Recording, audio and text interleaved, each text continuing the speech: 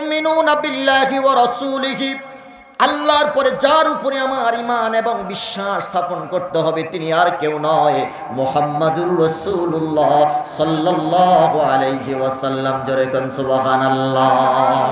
দুনিয়ার মুসলমান, নবীজির একজন সাহাবী হযরত হাবিব রাদিয়াল্লাহু তাআলা আনহু, জীবন যাবে তো ঈমান যাবে না, এটাই হলো আমাদের মূলনীতি, এটাই হলো আমাদের সূত্র। হযরত হাবিব রাদিয়াল্লাহু তাআলা আনহুকে মুসাইলামাতুল কাযযাবের কাছে পাঠানো হলো। মুসাইলামাতুল কাযযাব মিথ্যা নবুয়তের দাবিদার ছিল, নিজেকে নবী দাবি করেছে আমার নবীর পরে। হযরত হাবিব রাদিয়াল্লাহু তাআলা আনহুকে তার কাছে পাঠানো হলো। আল্লাহর নবীর সাহাবী হযরত হাবিব রাদিয়াল্লাহু তাআলা আনহু ডাক দিয়ে বললেন, রে মুসাইলামা, আমার নবীর পরে আর কোনো নবী নাই, নবীর পরে আর কোনো নবী হবে না। তুমি যেই নবুয়তের দাবি করেছো এটা মিথ্যা নবুয়তের দাবিদার, তুমি মিথ্যাবাদী। আমার নবীকে শেষ নবী হিসেবে ঘোষণা দিয়েছেন কে? আরো জোরে বলেন কে? আল্লাহ ঘোষণা দিয়েছে, আমার নবীও বলেছেন লা নবিয়্যা বাদি, আমার পরে আর কোনো নবী হবে না। সুতরাং আল্লাহ এবং রাসূলের সিদ্ধান্তকে ওভারটেক করে তুমি নবুয়তি দাবি করেছো, তার মানে সন্দেহ নাই তুমি ঈমানদার নয়, তুমি বেঈমান। কথা বলেন ঠিক কিনা? মুসাইলামার মেজাজ গরম হয়ে গেল, ডাক দিয়া বলতেছে, রে হাবিব জবাব দাও, কি বলতে চাও? বলে যে আমি তোমার কাছে সঠিক দাওয়াত নিয়ে এসেছি, এই ভাউতাবাজি ছেড়ে দাও, ধোঁকাবাজি ছেড়ে দাও, তুমি আমার সাথে আমার নবীর উপরে ঈমান আনো। তুমি তো পয়গম্বর নয়, তুমি আখিরি জামানার পয়গম্বরের উম্মত। জোরে জোরে কোন সুবহানাল্লাহ। হযরত হাবিব রাদিয়াল্লাহু তাআলা আনহুকে গ্রেফতার করা হলো। গ্রেফতার করার পরে এবার হযরত হাবিব রাদিয়াল্লাহু তাআলা আনহুকে বলতেছেন, হাবিব যদি তুমি আমাকে পয়গম্বর হিসেবে স্বীকৃতি না দাও তাহলে তোমার জীবন আমি শেষ করে দেব। হযরত হাবিব রাদিয়াল্লাহু তাআলা আনহু বললেন, আমার জীবনের প্রতি কোনো মায়া নাই, যেদিন থেকে মুহাম্মাদুর রাসূলুল্লাহর হাতে হাত রেখে কালিমা পড়েছি রে, ওই দিন থেকে আমি আমার জীবন যৌবন আমার সম্পদ সব কিছু আমার নবীর প্রেমে কোরবান করে দিয়েছি। বলেন আল্লাহু আকবার। বলেন মুসাইলামা হযরত হাবিব রাদিয়াল্লাহু তাআলা আনহুর বাম পাউটা কর্তন করেছেন। নাউজুবিল্লাহ বলেন। সর্বপ্রথম কাটছে বাম হাত। বাম হাত কাটার পরে হযরত হাবিব রাদিয়াল্লাহু তাআলা আনহুর চোখের সামনে বাম হাতটা এইভাবে তুলে ধরছেন। রক্তের ফোঁটা ফোঁটা ফোঁটাগুলো টপ টপ করে জমিনের উপরে পড়তেছে। হযরত হাবিব রাদিয়াল্লাহু তাআলা আনহু ডাক দিয়ে বললেন, এরে মুসাইলামা, কি বুঝাইতে চাও, কি করতে চাও? বলে যে যতক্ষণ পর্যন্ত আমাকে তুমি সর্বশেষ পয়গম্বর হিসাবে স্বীকৃতি না দিবা ততক্ষণ পর্যন্ত এই অত্যাচারের স্টিম রোলার বন্ধ হবে না। চিল্লায়া কন্না নাউজুবিল্লাহ।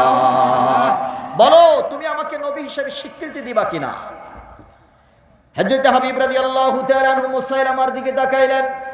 তাকিয়ে তিনি এবার জোরে জোরে বলতেছেন, আশহাদু আল্লা ইলাহা ইল্লাল্লাহ ওয়া আশহাদু আন্না মুহাম্মাদান আবদুহু ওয়া রাসূলুহু। জোরে জোরে বলেন সুবহানাল্লাহ। আমি আমার নবীর গোলাম, আমি আমার নবীর উম্মত, আমি সাক্ষ্য দিলাম পৃথিবীর কাউকে নবী হিসাবে মানা যাবে না। ইরে মুসাইলামা, তোর সামনে আমি আবার উচ্চারণ করছি, আমি আমার মুহাম্মদের উম্মত, আমার নবীর উম্মত, আল্লাহ পাকের গোলাম। সুতরাং আমার উপরে টর্চার করে কোনোদিন আমার ঈমান থেকে আমাকে চুল পরিমাণ নাড়াইতে পারবি না। চিল্লায়া কোন সুবহানাল্লাহ। হযরত হাবিব রাদিয়াল্লাহু তাআলা আনহু যখন এই কথা বললেন, বলার সাথে সাথে তার ডান হাতটা কর্তন করা হলো। এরা মুসলমান, আমি জানতে চাই এই অবস্থায় যদি আমি আর আপনি থাকতাম, আমার মনে হয় হাত কাটার আগে যখন হাত পাও বাঁধা হয়েছে তখনই সাথে সাথে মুসাইলামার পায়ের মধ্যে পড়ে তারপরে মাফ চাইতাম। কথা বলেন ঠিক কিনা? ঈমান ছেড়ে দিতাম মিয়া। ডান হাতটা যখন কর্তন করা হলো, মুসাইলামা আকাশের দিকে তাকাইয়া চোখের পানি জর্জর করে ছেড়ে কাঁদতে শুরু করলেন। হযরত হাবিব রাদিয়াল্লাহু তাআলা আনহু আকাশের দিকে তাকিয়ে কাঁদতে শুরু করলেন।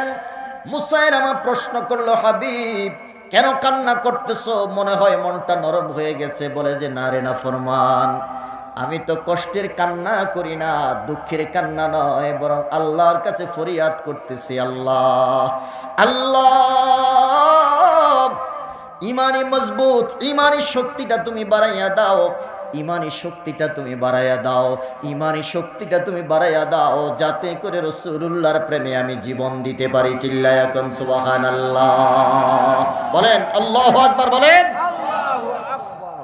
বাম পাও কর্তন করা হয়েছে। বাম পাওটা কর্তন করার পরে হযরতে হাবিব রাদিয়াল্লাহু তাআলা আনহু ডাক দিয়া বললেন, এরে দুনিয়ার মুসলমান, আমার হৃদয়টা বিগলিত হয়ে গেছে। তার কারণ হলো জগতের মধ্যে নবীর রিসালাতকে প্রতিষ্ঠিত করার জন্য, রিসালাতের পক্ষে স্লোগান তোলার জন্য এই জগতের মধ্যে সর্বপ্রথম বিধর্মী কাদিয়ানীদের বিপক্ষে আমি জীবন দিতে যাচ্ছি। চিল্লায়া কোন সুবহানাল্লাহ। বাম পাও কর্তন করার পরে ডাক দিয়া বলতেছে, শোনো, এখন সময় আছে, তুমি তাড়াতাড়ি কালিমা পড়ো, আমি মুসাইলামাকে নবী হিসেবে স্বীকৃতি দাও। এরে দুনিয়ার মুসলমান, বাম পাওটা কর্তন করা হলো। কর্তন করার পরে এবার ডান পাওটা কাটা হলো।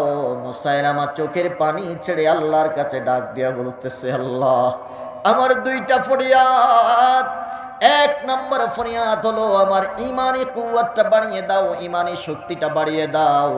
দুই নম্বর ফরিয়াদটা হলো, আল্লাহ, আমার এই ইমানের সংবাদটা আমার নবীর কাছে তুমি পৌঁছাইয়া দিও। জোরে বলেন আল্লাহু আকবার। আমার নবী যেন জানতে পারে, নবী যেন বুঝতে পারে, জীবন দিয়েছে, ইমান দেয় নাই। এরে মুসলমান, আমাদের ইমানের কত দাম, আমাদের ইমানের কত মূল্য আমরা বুঝি না। আমরা টাকার কাছে ইমান বিক্রি করে দেই, ক্ষমতার কাছে ইমান বিক্রি করে দেই। কথা কোন ঠিক কিনা?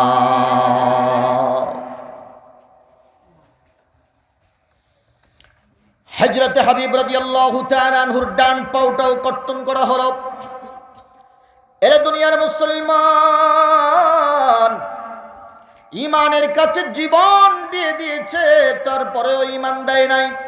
নিথর বডিটা জমিনের উপরে পড়ে আছে, হাত নাই, পাও নাই, শুধু রুহটা আছে, নিঃশ্বাসটা আসতেছে আর যাচ্ছে।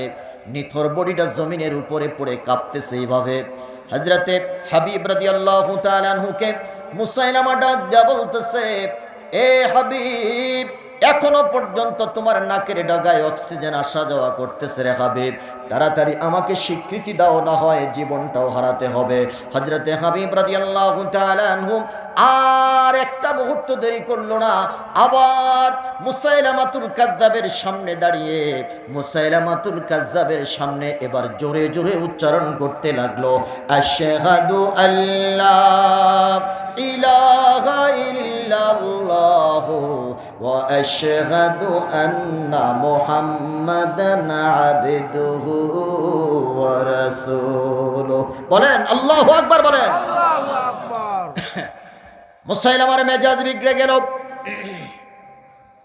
হযরতে হাবিব রাদিয়াল্লাহু তাআলা আনহুর বডি থেকে গোশতগুলো কাটতে শুরু করছেন। নাউজুবিল্লাহ বলবেন না?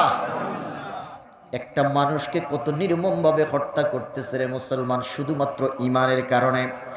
আমার আল্লাহ এই জন্য বলেছেন, তুমিনুনা বিল্লাহি ওয়া রাসূলিহি, খবরদার, নড়বড়ে ইমান নিয়ে ব্যবসা করা যাবে না, নড়বড়ে ইমান দিয়ে ব্যবসা চলবে না।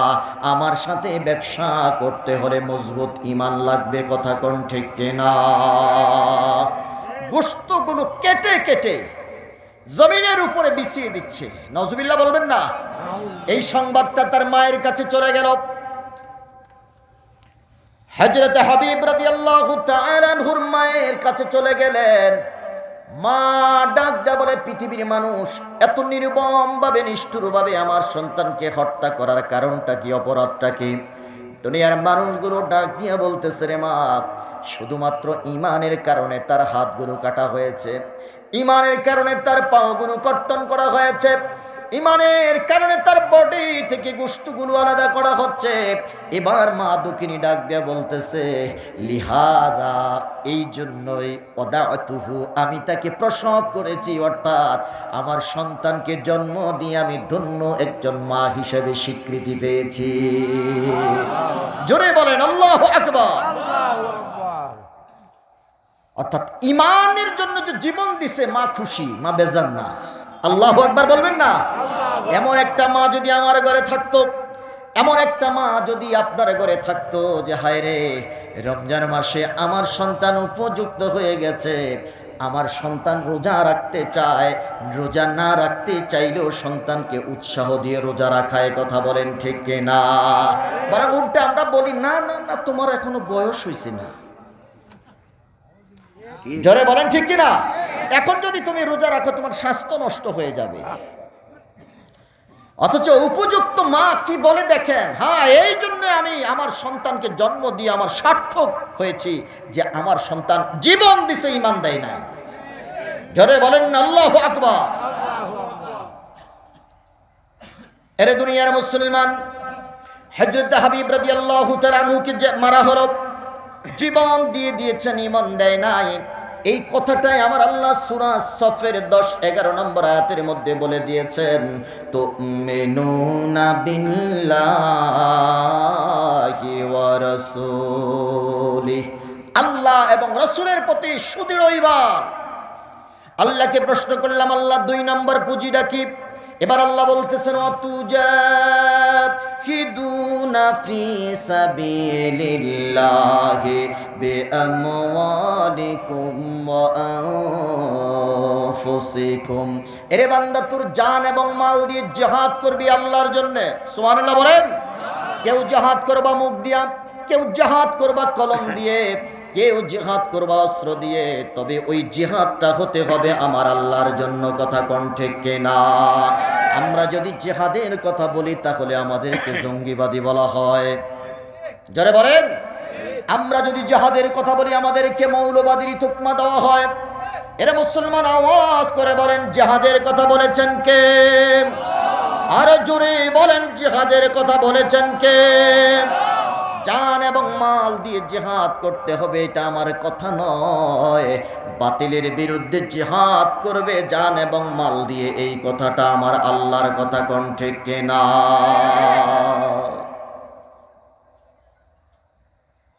যেমন মুতার প্রান্তরের খবর যখন রাসূলুল্লাহর দরবারে চলে আসলেন, এই হুজুরকে নিয়ে আসেন না।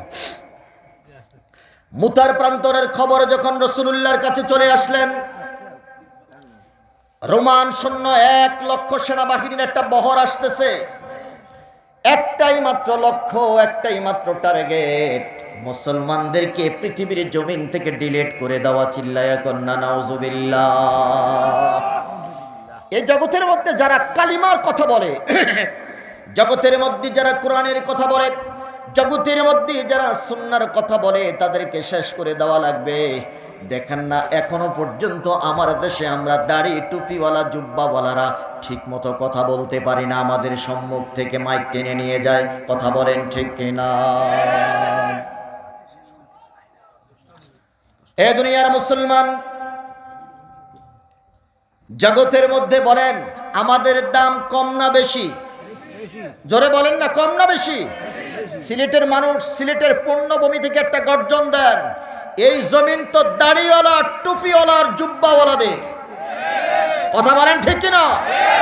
এই জমিন শাহজালাল শাহপরানের, এই জমিন আল্লামা সাহেব কেবলা ফুলতলি রহমাতুল্লাহ আলাইহির। কথা বলেন ঠিক কিনা? এই জমিনে কোন ধরনের দাড়ি টুপি আর জুব্বার বিরুদ্ধে কোন স্লোগান চলতে দেওয়া যাবে না।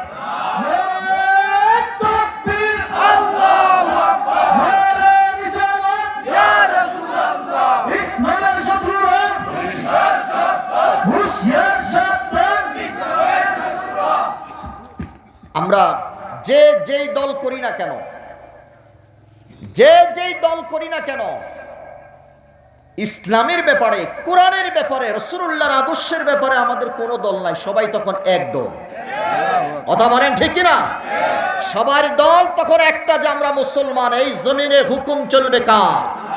আরো জোরে বলেন, জমিনে হুকুম চলবে কার? এরে দুনিয়ার মুসলমান, এখনো পর্যন্ত আমরা স্বাধীন হই নাই, এখনো পর্যন্ত আমরা স্বাধীন হতে পারি নাই। আমি জানি না কবে আমরা স্বাধীন হব। তার মানে হলো এই মুসলমানের এই জমিনে, আল্লাহর এই জমিনে কালিমার কথা বললে পড়ে, কোরআনের কথা বললেই পড়ে আমাদের উপরে হুমকি দামকি, জেল জরিমানা, হামলা মামলা আছে না নাই? এখন ওলামায়ে কেরামদেরকে আপনারা জানেনও না, মিডিয়া তো আসে না, হুমানে গ্রেফতার করতেছে। আমরা এখনো স্বাধীন হতে পারি নাই, বুঝেন নাই? কুকুর মারছে তারে, এখনো জেলখানায় বন্দি। কুকুরের বাচ্চা পানিতে চুবায় মারছে তারে, এখনো এমন আন্দোলন করছে তারা, ওই মানুষটারা, আমার কথা হলো মহিলা ভুল করেই ফেলেছে, এখনো পর্যন্ত তারা জেলখানায় ঢুকায় রাখছে।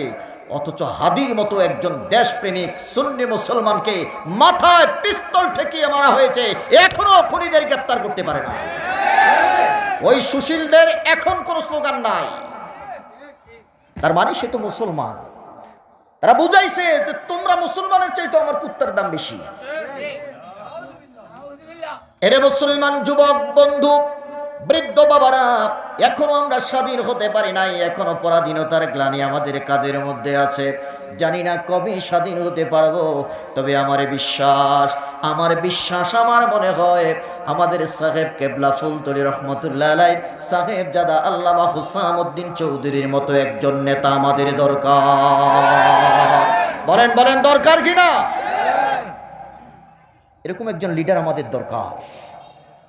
সাহেব কেবলার একটাই স্লোগান ছিল, বাঁচাও ইমান, বাঁচাও দেশ। কথা কন না? আগে কি ইমান? বলেন আগে কি? এরপরে দেশ। বাঁচাও ইমান, বাঁচাও দেশ। এটা সাহেব কেবলার নির্দেশনা ছিল আমাদের প্রতি। এই স্লোগান আমাদের সবার চোখের সামনে থাকতে হবে, যেই দল করি না কেন। ইমান এবং আমলের ব্যাপারে, কোরআন এবং সুন্নাহর ব্যাপারে কারোর সাথে কোনো কম্প্রোমাইজ নাই, কোনো আপোষ নাই। কথা বলেন ঠিক কিনা? এরা দুনিয়ার মুসলমান, মুতার প্রান্তরের ডাক আসলো, 1 লক্ষ কাফির মুশরিক একত্রিত হয়েছে। নবীজি রাহমাতুল্লিল আলামিন মসজিদে নববীর মধ্যে সমাবেশ ডাকলেন। ডাক দেয়া বলতেছে, শুনো, রোমানরা আসতেছে ইসলামটাকে শেষ করে দেওয়ার জন্য। আমি তোমাদেরকে ডাকলাম, তাদের বিরুদ্ধে আমাদের মোকাবেলা করে বিজয়ের পতাকা ছিনিয়ে আনতে হবে, না হয় ইসলাম নামক সুশীতল বৃক্ষটা তারা কেটে ফেলতে চাচ্ছে। চিল্লায়া কর নাউজুবিল্লাহ। সেনাবাহিনী প্রস্তুত করা হলো 3000। বলেন কয় হাজার? মোকাবেলায় হলো 1 লক্ষাধিক। মুসলমানদের সৈন্য সংখ্যা হলো মাত্র 3000। সাহাবায়ে কেরাম নবীজির দিকে চোখ তুলে তাকিয়ে রইলেন। সেনাপতি কে হবে? আল্লাহর নবী হযরত মুহাম্মদুর রাসূলুল্লাহ সাল্লাল্লাহু আলাইহি ওয়াসাল্লাম সর্বপ্রথম সেনাপতির নাম ঘোষণা করলে হযরতে যায়েদ বিন হারেসা। সুবহানাল্লাহ বলেন। হে যায়েদ, তুমি কোথায়? হাত তুললেন। 2 নম্বরে নাম ঘোষণা করলেন হযরতে জাফর। এরে জাফর, তুমি কোথায়? তিনিও হাত উঠাইলেন। 3 নম্বরে নাম ঘোষণা করলেন হযরতে আব্দুল্লাহ বিন রওহা। এরে আব্দুল্লাহ, তুমি কোথায়? বলে যে হাত উঠাইলাম। এবার আমার নবী ডাক দেয়া বললেন, যে 3 জন সেনাপতির নাম ঘোষণা করা হয়েছে, এই 3 জনের পরে তোমরা তোমাদের ভিতর থেকে 4র্থ নম্বর সেনাপতিকে নির্বাচন করে নেবা। তার মানে নবীজি বুঝাইলেন যে 3 জন সেনাপতির নাম ঘোষণা করা হয়েছে, একজনও আর পরিবারের কাছে ফিরে আসবে না। জোরে জোরে বলেন আল্লাহু আকবার। একজনও আর ফিরে আসবে না। সাহাবায়ে কেরামদেরকে ছুটি দিয়ে দিলেন, তোমরা চলে যাও, পরিবারের কাছ থেকে বিদায় নিয়ে আসো, যুদ্ধের সরঞ্জামাদি তাড়াতাড়ি নিয়ে আসো। হযরতে যায়েদ বিন হারেসা ডাক দিয়া বললেন, নবী গো, আমার মাও আপনি, আমার বাবাও আপনি, আমি আর কার কাছ থেকে বিদায় নেব? নবীজি হযরতে জায়েদকে বুকের মধ্যে চেপে ধরে ডাক দিয়ে বললেন, জায়েদ, বড় আদর করে লালন পালন করে তোরে মানুষ করেছি, যাও বাতিলের মোকাবেলায় যুদ্ধ করে কালিমার পতাকাকে বিজয়ী করতে হবে। সুবহানাল্লাহ বলেন। নিজের পালক পুত্র জায়েদকে আমার নবী অনেক ভালোবাসতেন। নবী শুধু ভালোবাসতেন না, ভালোবাসতেন আমার আল্লাহ। বলেন কে? কোরআনের মধ্যে একজন সাহাবীর নাম এসেছে, তিনি আর কেউ নয়, তিনি হলেন হযরতে জায়েদ। জোরে কান সুবহানাল্লাহ।